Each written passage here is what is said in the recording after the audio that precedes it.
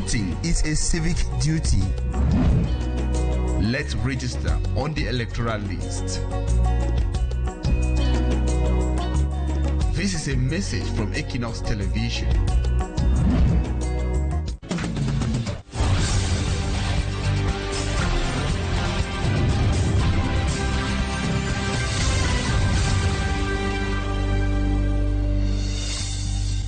Good evening, everyone. Thank you so much for joining me on this edition of the 6 p.m. primetime newscast on Equinoxe Television. First, our major stories. A devastating road accident occurred earlier today in Obala, a locality in the central region of Cameroon, resulting to the death of 4 people. A 7-seater bus traveling from Bambalang, which is a chieftain of the northwest region, to Yaoundé, collided with a mini truck carrying tomatoes. And also, we take you to another area where a shocking incident occurred in Tibati, Gaundari, Adamawa region. A man stabbed a court official and threatened to harm the magistrate who delivered the verdict. According to the accused, the verdict was biased. Stay with us for greater details.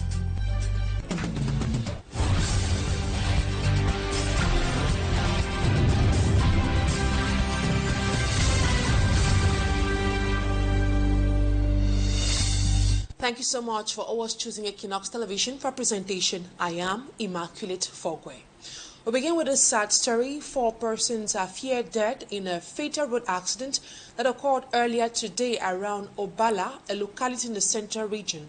A 7-seater bus that left Bambalang that was heading to Yaoundé collided with a mini truck that was transporting tomatoes. Both vehicles, particularly the mini truck, suffered severe damage. The 4 deceased individuals were reportedly occupants of the mini truck. Several passengers sustained injuries in the crash. The exact cause of the accident has not been determined, and is currently being investigated. Now to something else. A disturbing incident occurred in Tibati in the Adamawa region, where a man stabbed a court official and threatened to harm the magistrate who delivered the verdict. This alarming event highlights the growing concerns about the security of judges and lawyers in Cameroon's law courts. The attack has sparked fears about the vulnerability of magistrates and lawyers, expressing that their security is now precarious. Innocent Aze tells us more. In this amateur video is a man, Dang Ajumi Minkaela, suppressed on the floor in a courtroom in Tibati, the Adamawa region, for stabbing a court official with a knife after the magistrate found him guilty in a case April 7 and rendered his verdict sentencing the accused. He was neutralized when he tried attacking the magistrate Amadou Manga. This incident raises questions on the security of magistrates and lawyers in and out of the courtroom in the Republic of Cameroon. Our magistrates are not well protected in this country, even from amongst us, the lawyers. They allow them to live like ordinary citizens. Meanwhile, as they're dispensing justice, they're supposed to have a special type of protection which is out of the ordinary. First and foremost, you go to our law courts, there's a lot of brouhaha and confusion in such a way that nothing seems to be controlled entering or leaving the court. Everybody moves out, moves in and moves out as he likes. You go to the magistrate's offices. They are there alone, and you see litigants move in and out. They don't know what might happen when they get into the magistrate's office. We've seen magistrates that don't even have cars take taxi with people, ordinary people, to go to their homes. And they're renting in the quartiers whereby they're exposed without even a guard or an orderly to make sure that it's well preserved because it dispenses justice. In a country with a lot of laxity or no action taken by the state to guarantee the protection of magistrates and lawyers, these guarantors of justice must play safe before relying on the authorities. Their own protection starts with them. They stop familiarity with population. They stop people having access to them easily without authorization. They stop dispensing justice that may be biased. They should do everything to ensure that people have confidence in them as people. Secondly, the state has an obligation to protect these guys too. We know, I remember in those days, the magistrates never used to move alone. They used to have always by their side a policeman or a gendarme officer to guard them, because they need to be protected. Because no matter, even if they are biased or not, whenever justice is rendered, one person is always unsatisfied, and that person can do anything. So we need to protect these magistrates all the time. The knife man here, according to Barrister Arthur Julius Tabe, just invoked upon himself another trouble, which could have heavy infringement. The court official was evacuated to Yaoundé for treatment. Barrister Arthur Julius, just like his colleagues, wishes security be heightened around and in the courtrooms, with the both parties and audience searched thoroughly to ensure they are not in possession of any deadly weapon. Innocent Aze reporting there. Now to something else. A suspect accused of being a homosexual has been apprehended in Bokwai, a village in Boya subdivision in the southwest region of the country. According to reports, the individual had allegedly been engaging in this practice for years, keeping it hidden from the community. A video surfaced recently online showing the suspect attempting to convince a one-year-old boy. This led to widespread outrage among the inhabitants. Rex Afona, Southwest correspondent, reports.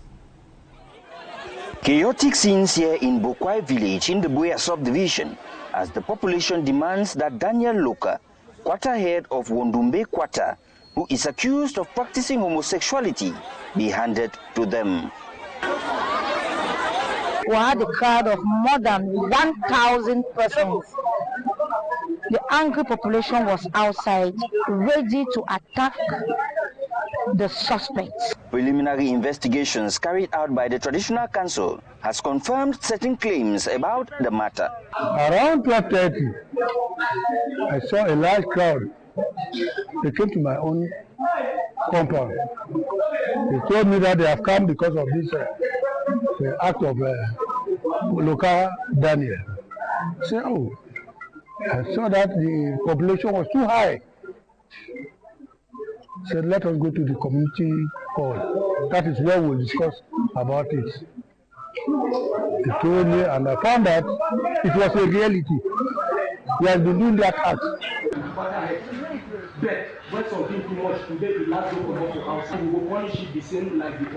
The council sitting on Monday morning have already taken measures at their level to discipline him.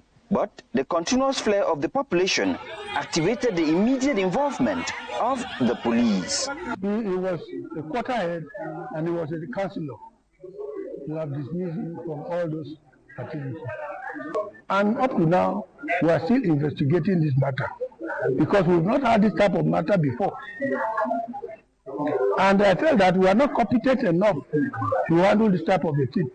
That is when the police people came to protect the angry crowd which was here. For now, the suspect, Daniel Loka, is under police custody while investigations are ongoing to identify all those who may have been victims of his activities. Still on our human interest page, a group of 5 individuals were caught red-handed by the elements of the National Gendarmerie Yaoundé. The 5 suspects are accused of falsifying documents using the names of well-known companies in this country. Details with Siri Chakutu. These 5 individuals are currently being held captive by the elements of the National Gendarmerie Post of Manguier, Yaoundé 1 Subdivision, Central Region of Cameroon. They were caught red-handed, committing forgery. Everyone works for himself. You don't forge certificates. When you want to get insurance, to forge certificates, we usually get all the documents. You go directly to a company. There are people who come to get insurance. La DTA que nous on fait, puisque l'assurance est bonne. Et ça, ce sont les anciens retours. Donc il y a les gens qui viennent s'assurer. Aujourd'hui, peut-être 1-2 personnes. The suspects are accused, among other things, of falsifying documents. They were caught with taxpayer cards, customs clearance certificates for vehicles, and several stamps. On April 2nd, following instructions from our superiors, we were contacted about these criminal gangs involved in forging insurance certificates and fake insurance policies. Suite à une perquisition établie dans la chambre d'un auberge de notre circonscription, au lieu dit. We could arrest them thanks to the cooperation of the population. Interpeller le nommé Aboubakar et ses 4 complices. These alleged forgers use expired certificates which helped them to create the falsified documents. They operate by obtaining insurance certificates which they use to forge fake insurance policies avec lesquels ils fabriquent des fausses polices d'assurance ou encore or they obtain already purchased insurance policies to forge fake insurance policies. Et par la suite, ils vous établissent donc des contrats, des faux contrats d'assurance. They will be presented in front of the Attorney General in the coming days. A violent windstorm has struck Bambalang village in Gogitunja Division Northwest region, causing widespread destruction. The storm ripped off the roof of a local mosque, leaving the Muslim community without a place of worship. The sudden disaster has left the faithful in a difficult situation, with many now searching for alternative arrangements. Bostela Northwest correspondent reports. In the 1950s, the Bambalang Central Mosque has stood for decades as a spiritual and cultural landmark, not just for the Muslim community of Bambalang, but for the surrounding villages who gathered here for daily prayers, religious festivals, and spiritual guidance. The symbol of faith and unity now lies exposed to the elements. On the 5th of April 2025, that we had a severe rainfall here accompanied with a storm, and then it took off the roof of the mosque of this village. With the structure now severely damaged, worshippers have been left without a proper place to perform their prayers. Temporary arrangements have been made, but the faithful say it is far from adequate, especially with the rainy season. So we need to reconstruct this mosque to meet up with the growing population of the Muslim in Bambalang and the people and the around the. As the faithful assess the full extent of the damage, religious leaders say the rebuilding process may take time unless urgent assistance is provided. For them, it is not just about restoring a structure, but about restoring hope and dignity for an entire community. Now we talk culture. The people of Nfaitok 2, that is in Mamfe subdivision of the Mangu Division Southwest region, have complained of the lack of basic social amenities like portable water, electricity and healthcare facilities.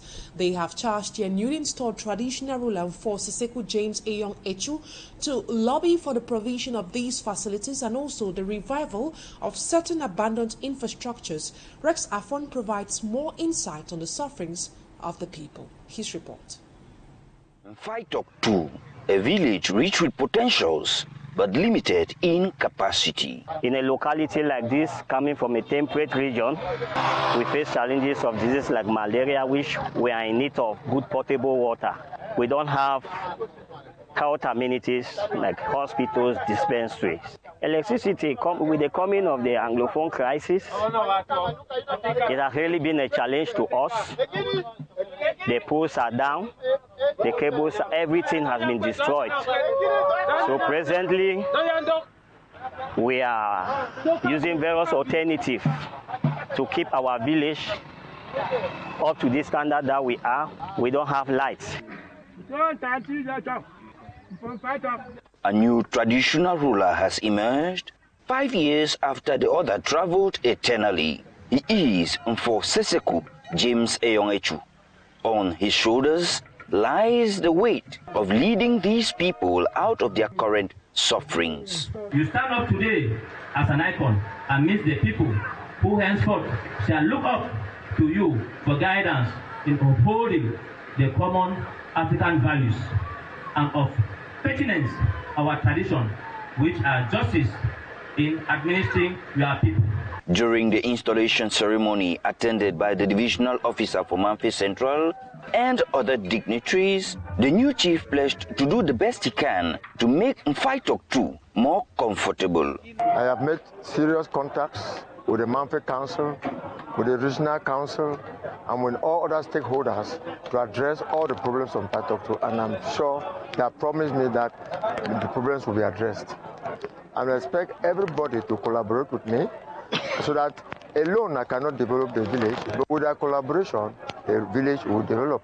Nfaitok 2, which has been blessed with this water and many other natural amenities, which if properly exploited, can help make the people comfortable, still suffers from inadequate supply of electricity, poor healthcare systems, and even inadequate supply of potable water. This is what they drink. From the banks of River Manu, I am Rex Afon, Equinoxe Television. Thanks a bunch, Rex Afon. Cotton stakeholders in Central and West Africa are discussing strategies to boost cotton production in the two sub-regions. They are meeting in Douala in the context of low productivity characterizing the subsector for the past 3 years. Considering the fact that all what is being produced in the 8 Central and West African countries exported, the stakeholders are also discussing on the question of transformation of cotton to obtain added value. Bambalang Jonathan is the man on that story. Cotton production has drastically dropped in Central and West Africa. Producers in Cameroon, Chad, Cote d'Ivoire, Benin, Senegal, Togo, Mali and Burkina Faso are facing many challenges. Climate change have negative impact in terms of drought, in terms of floods. The second challenge is the pest attack. We have many pest attacks in seed cotton, especially this last years we have Jacid who can reduce the production even for 40%. Variations in the value of the dollar currency have also provoked an increase in the cost of production via a sharp rise in the cost of inputs. These experts from Central and West Africa and international partner organizations have converged on Cameroon's economic capital Douala to find solutions to the problems plaguing the cotton subsector. Meantime, cotton transformation in Central and West Africa is still very unlikely to be a reality in the nearest future. The product of the cotton subsector is totally exported abroad. About why cotton is not yet transformed by the producing countries, Cameroon's Minister of Agriculture blames financial constraints. It's an issue of financial resources. We need funding. If you want to transform maybe 10,000 tons, 40 billion CFA to construct a factory for the processing of the lean. So it's a problem of funding, and we think that with the support of financial and technical partners, we are trying to find an issue for this problem. The Regional Integrated Cotton Production Program in Africa is thus working to enhance the subsector's sustainability, resilience and prosperity. Now to our sports page. Former member of the Executive Committee of the Cameroon Football Federation, Captain Joseph Furcher, has resigned from all football-related activities, citing mismanagement of the current administration to be a major reason for his resignation. His resignation came on the same day that the scribe of FECAFOOT, Benoit Agbois, resigned. These resignations came after that the marketing director of FECAFOOT, Smaji Kangera Sportsman, has the details. Within a day, 2 top personalities in the world of football based in Cameroon sent letters of resignation to the hierarchy, which is FECAFOOT. Benoit Agbois, who was until April 7, 2025, the Deputy Secretary General of the Cameroon Football Federation, threw in his towel as the scribe of FECAFOOT. For Benoit Agbois, the working environment at Singa was no longer peaceful. Despite my commitment, my rigor and my attachment to the values of the Federation, the current professional environment no longer allows me to evolve in a framework conducive to work and performance. The acts of harassment mentioned above are reflected in particular by contemptuous and demeaning remarks, sometimes insulting, excessive restrictions, hindering the exercise of my functions. The resignation of Benoit Agbois is still a huge blow to all, knowing that he is a staunch ally of Samuel Eto'o's and was at the forefront in the altercation that took place in the Hilton Hotel, April 2024, during the Indomitable Lions recruitment, a day after Mark Breeze was appointed. Another baobab in Cameroon's football who decided to withdraw is Captain Joseph Fetcher. In a media release, he said he was so disappointed with himself that since Samuel Eto'o became president of FECAFOOT, nothing has evolved. As till date, subvention from the state for the past 3 seasons haven't been paid to the clubs, even though FECAFOOT has already received the money. Money from the main sponsor of the league haven't been paid to clubs. Match fixing, suspension of football officials for 5 years, and the stubbornness of Samuel Eto'o to let Bambutus of Mbuda participate in CAF organized competition are some of the reasons put up by Captain Joseph Fetcher for his resignation from football. The president of Fetcher FC of Njikobanjun stated that he would return to football again only when Samuel Eto'o is no longer president of the Cameroon Football Federation.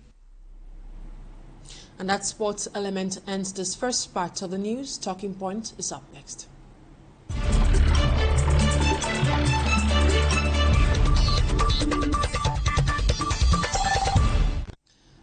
Critics of President Paul Biya's regime condemn what they qualify as deceptive and egocentric strategy of the head of state to trap Cameroonians into what they qualify as another 7-year mandate of misery, poverty and suffering, making reference to his recent social media communications. However, his followers and sympathizers praise him for this. My guest tonight is Professor Mark Anthony, a civil society actor. Good evening, Professor. It's a pleasure having you on Talking Point tonight. Thank you very much, Immaculate. It is indeed a pleasure to be here. I want to thank Cameroonians for giving their time to watch Equinoxe TV. I want to also say good evening to everyone. Professor, what do you think is the primary motivation behind President Paul Biya's increased social media activity, particularly with the presidential elections, which is currently at the corner there? We are talking about October. There is a political gimmick behind all that, considering that we are nearing a presidential election year. Remember, in October 2025, this, as we are talking a few months from today, there will be a presidential election. To an extent, that can be a pre-campaign or might be creating an awareness that the president is still capable of running and he is still visible on social media, even though not visible physically. So I think that it is a kind of, it has a political implication, which I might in one way say that it is a way to create awareness that the president is around the corner. Are you convinced that President Paul Biya has the capacity of ruling this country for the next 7 years?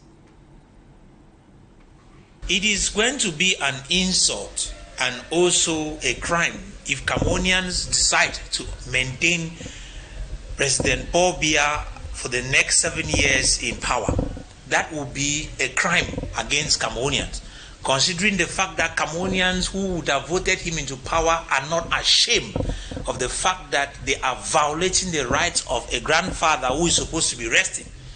It is practically not called for the president to run again for any presidential election, considering the state of things.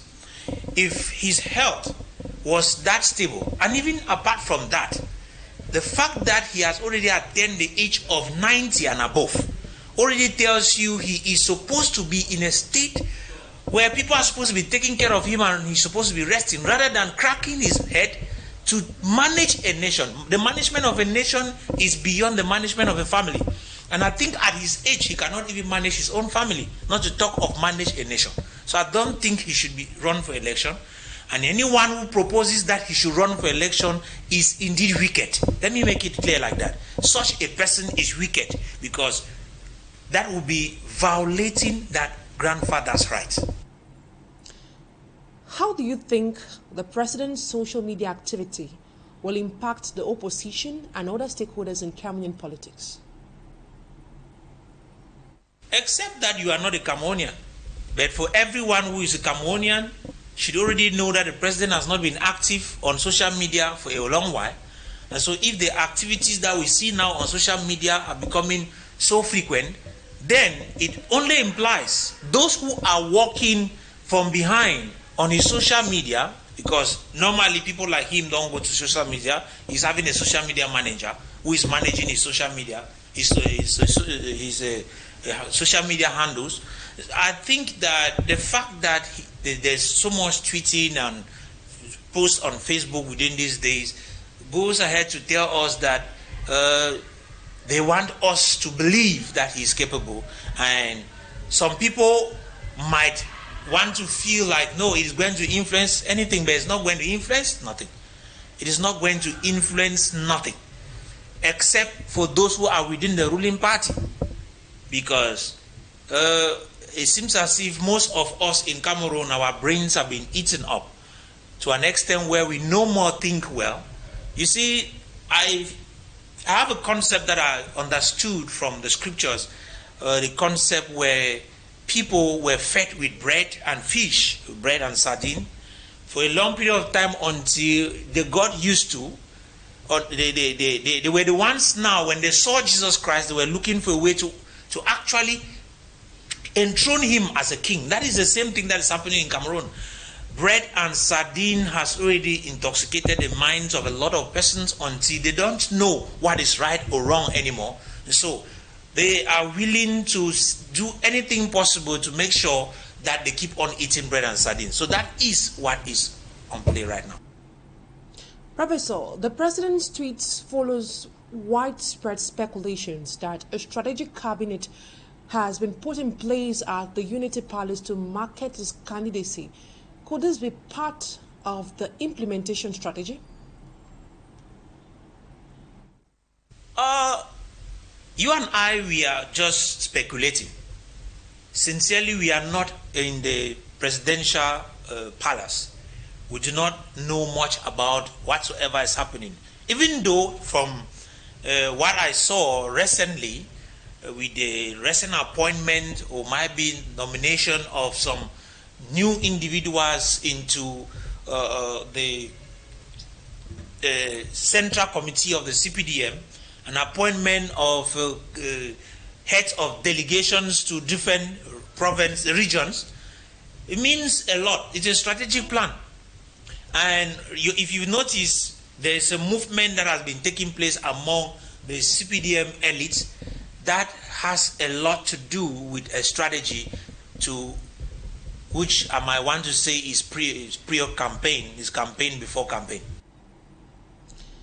Can we now establish a link with the recent field outings of Minister Ferdinand Gongo? And we know he was in the Far North region and also in the Lake division, the Central region. Can we establish those lines? There could be a link. We could establish it, but I don't want to be fixed on that. I don't want to conclude that is it. I also want to believe that that could also be a strategy on the direction of the Secretary General of the Presidency, Mr. Ferdinand Gongo. It could be his own strategy as well, because let's be sincere, a lot of things, a lot of questions are to be asked, and there's a lot of doubt as we are talking, because if you look at things critically, till now the president has not declared his candidacy. All we hear is speculation, and we hear people campaigning for him and talking about him, but he as an individual has not declared his presidency. So we might be out for a shock at the end of the day. So let's just be watching. But I think at the moment, as Cameroonians, we already should know that anything can happen. There is a specific time frame when campaigns ought to take place, and that period is not now. What then are the legal and political implications of engaging campaigns before the official campaign period in Cameroon? If I was actually a legal mind, I would want to answer that question from the position of an expert, but I am not an expert in law So what I'm going to say is, yes, there is a particular period of time where campaign is carried in Cameroon. And I think the law, the electoral code actually has it that there is a period of time for campaign, and if in case campaigning is done before that time, I think there is a penalty for it. But I also want to say that the activities of political parties should not also be considered campaign, because political parties have the right to execute their various activities all around the year. And it will only be a funny political party who does not realize that every activity you perform out there has an impact on your electorate. And whatever you do can directly influence the way they see your activity. They see what you are doing, and maybe they understand your gameplay and prepare for the time when elections will take place. Because I will tell you, campaigning in Cameroon is really a shock, because it takes just about few days, 2 or 3 days, something like that. And so I don't think that is enough to do campaign. So, but the various political activities of different political parties within the year are kind of also campaigning, even though indirectly. Campaigns takes a time of about 3 weeks. And now, thank you so much for accepting my invitation on Talking Point tonight. It is a pleasure. I'll always be there when I'm invited. Thank you. And that will put an end to today's edition of the 6 p.m. primetime newscast on Equinoxe Television. Thank you so much for your keen attention. Stay in the company of more interesting programs as Serge Alain Otu and his guest comes up at exactly 7 p.m. for the program Equinoxe Soir. Bye-bye for now.